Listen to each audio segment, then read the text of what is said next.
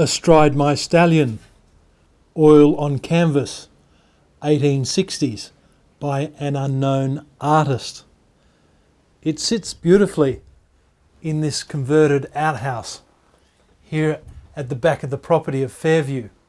This was the original laundry, wood store and toilet, because Kennedy, being the great builder and designer and engineer he was, really made these rooms work.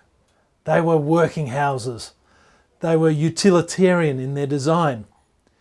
And they've been here for 110 years.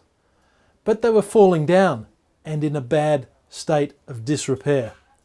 I was fortunate to get a grant, a heritage grant, from the City of Subiaco to restore them. And now they're a beautiful multifunctional space.